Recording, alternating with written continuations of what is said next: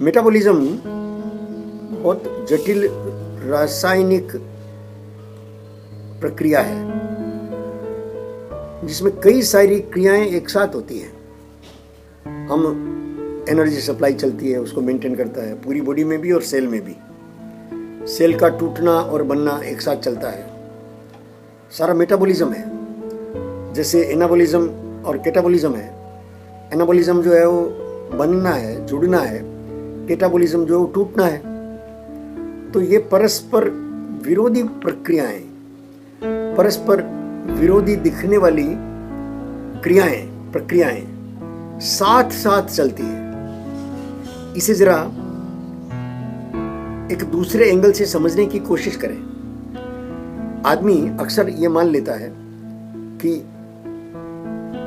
सुख का उल्टा दुख है या जीवन का उल्टा मृत्यु है। तो जीवन के साथ तो वो हंसता है, गाता है, खिलखिलाता है, मुस्कुराता है। मृत्यु की चर्चा आते ही बात ही नहीं करना चाहता, भागना चाहता है। मृत्यु उसको जीवन का विपरीत लगती है। जीवन का विपरीत तत्व जो है उसको मृत्यु माना जाता है। जीवन का स्वागत होता है, मृत्यु का तिरस्कार होता है। जीवन के गीत गाए जाते हैं, उत्सव मनाए जाते हैं, मृत्यु पर रोया जाता है, विलाप किया जाता है। जबकि ये जीवन और मृत्यु एनाबॉलिज्म और कैटाबॉलिज्म ही है। ईंटों का बनना, छोटे छोटे सेल मिलाकर, और सेल्स को या ऐसे बने हुए ब्लॉक्स को अलग अलग खंडों में तोड़ना, दोनों साथ साथ न चले तो मेटाबॉलिज्म पूरा ही नहीं होता, जीवन पूरा ही नहीं होता। इसका अर्थ यह हुआ मित्रों कि जीवन की जो यात्रा है वो निरंतर परस्पर विरोधी लगने वाले तत्वों को साथ लेकर चलती है। इसका अर्थ यह भी हुआ कि जो हमें विरोध लगता है वो विरोध नहीं, हमारे जीने का ढंग है, हमारे जीने में सहयोगी है। इसे प्रैक्टिकल रूप में और थोड़ा समझें। सर्दी के मौसम में जुकाम लगता है, नाक से मैला निकलता है। तो ये नाक से मैला निकलना मतलब ये जो मस्तिष्क के आसपास के पांचों ऑर्गन्स है, नाक, कान, आंख, त्वचा, ये सारा बोलने का, सुनने का, सूंघने का, टेस्ट करने का, देखने का, ये सारा जो विधा जिनसे चलती है उन वहाँ के सारे कचरे को साफ करके बहा देता है, जो नाक से निकलता है बहाव, कफ के रूप में। तो सर्दी का उपकार हुआ ना, सर्दी के मौसम का, और कफ का भी, जुकाम का भी। हमने इसको रोग मान लिया। रोग मान करके एलोपैथी गोली खा ली। एलोपैथी गोली क्या करती है? इस प्रक्रिया को रोकती है। स्वस्थ शरीर के अपने आप स्वस्थ होने की प्रक्रिया को, सफाई की प्रक्रिया को रोक देती है, स्टॉप कर देती है। तो घर की सफाई नहीं होती, कचरा जमता रहता है।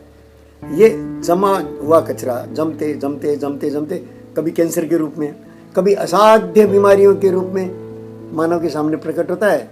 डॉक्टर लोग एलोपैथी सिस्टम से मानव को वेंटिलेटर पर चढ़ा देते हैं। वेंटिलेटर अर्थात जो न जीने देगा न मरने देगा। कृत्रिम जीवन प्रक्रिया, जीने के कृत्रिम साधन, सांस कृत्रिम, ब्लड सर्कुलेशन कृत्रिम, चयापचय कृत्रिम, मेटाबॉलिज्म कृत्रिम, सब कृत्रिम, सब का सब बनावटी। ये बनावटीपन, ये प्रकृति विरुद्ध सारी प्रक्रिया, इसे साधक ने जीने का एलोपैथी ढंग जाना। ये एलोपैथी ढंग है। उसके बजाय भारतवर्ष में ही 26 से अधिक एल्टरनेटिव हैं मुख्य रूप से, जिसे हम आयुर्वेद, यूनानी पद्धति, होम्योपैथी, रंग चिकित्सा, स्वयंमूत्र चिकित्सा, प्राण चिकित्सा आदि के नाम से जानते हैं। ये सारी की सारी पैथियां प्रकृति पर, प्रकृति के साथ तालमेल करके चलने के कारण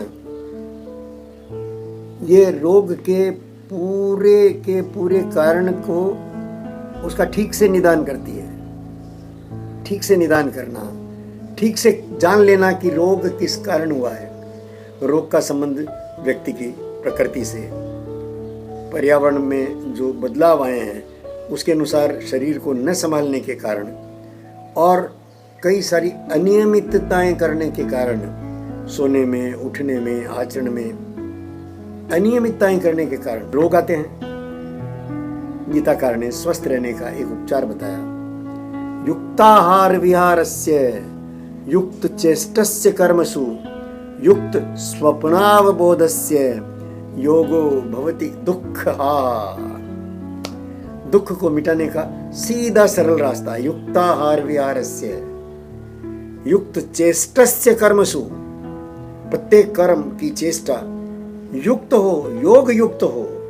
योग माने प्रकृति सम्मत हो, इस सृष्टि माँ के क्रम के साथ चलती हो, पर्यावरण के साथ चलती हो, मौसम के साथ चलती हो। इसलिए भारतीय जीवन पद्धति ने मौसम के अनुकूल उत्सवों की, त्योहारों की, खान पान की, पहनावे की, बोली की, व्यवहार की सारी विधाएं विकसित की। हमारे प्रातः जागने से लेकर रात्रि सोने तक हमारे किचन को भेषजशाला कहा जाता था। भेषजालय से मतलब दवाखाना है, ये चिकित्सालय है। ये हमारे घरों में जो मसाले उपयोग में लाए जाते हैं, वो एक एक मसाला बड़ी दवा का काम करता है।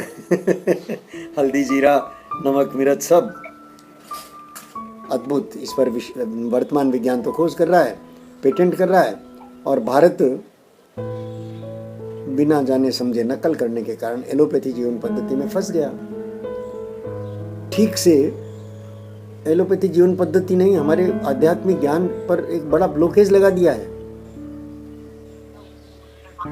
ये जो कथाएं चलती है, भगवान की कथाएं, ये मनोरंजन के सिवा कुछ रहा नहीं। इस पर झूम के नाचना जो है वो हमारे शरीर को, संगीत पसंद है, संगीत की धुन पर शरीर अपने आप नाचता है, इसको हमने भक्ति कह दिया। इसका भक्ति से कोई लेना देना है ही नहीं। इसका भक्ति योग से, भक्ति एक योग है पूरा, ये भक्ति योग है ही नहीं, छू भी नहीं गया है। हमने दुकानें बना ली, हमने इस अनमोल ज्ञान संपदा को वैसे ही बाजार की वस्तु बना दिया जैसे हमने पानी को बनाया, शुद्ध हवा को बनाया, हमने हर मुफ्त में धूप को बनाया, हमने हर मुफ्त में मिली चीज को व्यापार में डाल लिया मित्रों। हमने हर मुफ्त में मिली चीज को व्यापार में डाल दिया। इसी कारण हम बारिश के जल को, धरती के ऊपर के जल को ठीक विवेक पूर्वक काम में लेने की बजाय धरती के भीतर संचित जल को खोद खोद कर खंगाले जा रहे हैं, निकाले जा रहे हैं, धरती बीमार कर रहे हैं धरती को। ये सारा का सारा एलोपैथी सिस्टम का विस्तार है मित्रों। एलोपैथी जीने का ढंग है। जेनेटिक्स पर चर्चा करते हुए, मेटाबॉलिज्म पर चर्चा करते हुए हम जीने के ढंग को भी पकड़ेंगे, समझेंगे। विज्ञान की यही मदद है इंसान को। ऐसा नहीं कि जेनेटिक्स की खोज से घबराना पड़े। जेनेटिक्स का अध्ययन हमको कदम कदम पर जीने के सही ढंग सिखाएगा मित्रों। हम साथ साथ चलें। मेटाबॉलिज्म पर ये 2 चर्चाएं आशा है आपको अच्छी लगी होगी।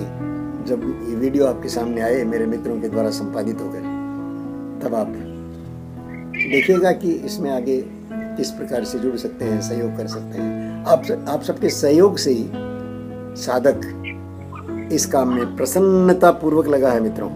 आप सबका धन्यवाद, प्रणाम।